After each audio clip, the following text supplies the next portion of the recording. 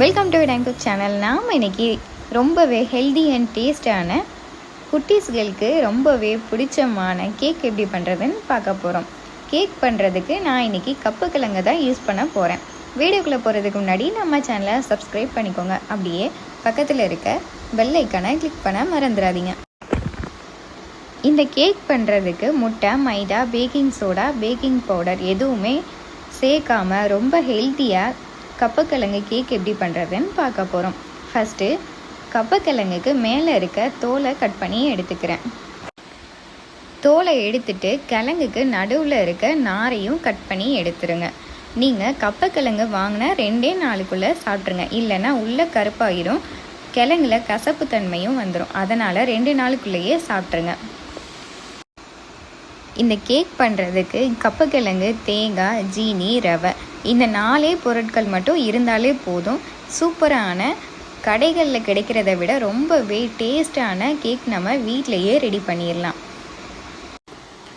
கிழங்குக்கு தோலை எடுத்ததுக்கப்புறமா கிழங்கு நல்லா வாஷ் பண்ணிவிட்டு கேரட் துருவுற சின்ன சைஸில் கிழங்க துருவிட்டு 3 கப் கிழங்க ஒரு பவுலில் சேர்த்துக்கிறேன். அடுத்து 3/4 கப் ரவை, அதை நைஸாக அரைச்சிட்டு அதையும் இது கூட சேர்த்துக்கிறேன். கூடவே 3/4 கப் ஜீனி, அதையும் பவுட்ரு பண்ணிட்டு சேர்த்துக்கலாம். ஜீனிக்கு பதிலாக நீங்கள் நாட்டு சக்கரை கூட யூஸ் பண்ணிக்கலாம். இது கூடவே 1/2 கப் அளவுக்கு தேங்காயில் இருக்க கருப்பை கட் பண்ணிவிட்டு சேர்த்துருக்கேன். நீங்கள் அப்படியே கூட யூஸ் பண்ணிக்கலாம். இது கூடவே ஒரு பிஞ்சளவுக்கு உப்பு, ஒரு பிஞ்சளவுக்கு ஏலக்காய் பவுட்ரு சேர்த்துக்கிறேன். உங்கள்கிட்ட ஏலக்காய் பவுட்ரு இல்லைன்னா ஜீனி அரைக்கும் போதே 2 ஏலக்காவை அது கூட சேர்த்துட்டு அரைச்சி எடுத்துக்கோங்க. இது கூட 4 டேபிள் ஸ்பூன் நெய் சேர்த்துருக்கேன். நீங்கள் 3லேருந்து 4 டேபிள் ஸ்பூன் வரைக்கும் சேர்த்துக்கலாம். இப்போது எல்லாத்தையும் நல்லா மிக்ஸ் பண்ணிக்கலாம். கிழங்கு கூட தேங்காய், ஜீனி, ரவை எல்லாமே ஒன்றாகிற மாதிரி இந்த அளவுக்கு நல்லா மிக்ஸ் பண்ணிக்கோங்க.